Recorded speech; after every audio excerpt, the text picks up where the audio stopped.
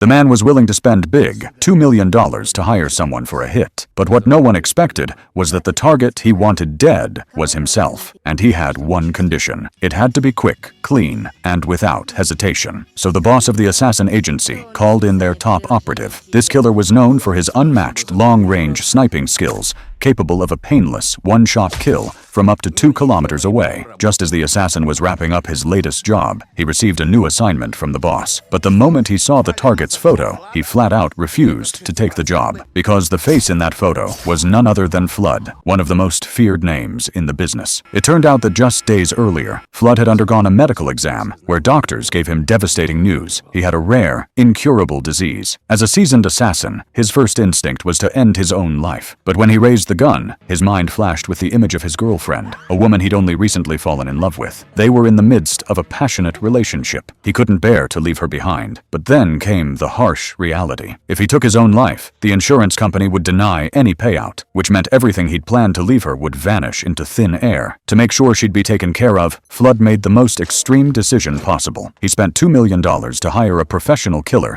to stage an accidental death. The agency boss told him the job was scheduled for midnight. No sooner, no later. With only a few hours left to live, Flood arranged a final evening with his girlfriend. She thought it was just a romantic date, but was blindsided when Flood coldly told her they were through. After she left in confusion, Flood returned home, sat alone on the couch, and waited for death to arrive. But just then, his phone rang. It was his doctor. Flood, emotionally drained, wasn't in the mood to talk. He mumbled a few uninterested replies. Then the doctor said something that froze him in place. There had been a mistake in the test results. Flood wasn't sick. He was perfectly healthy. For a second, he couldn't move. Then his eyes shot up to the clock. It was 11:56 p.m. Only 4 minutes left until midnight. The killer was already on his way, and now the question was, did he still have time to stop what he'd set in motion?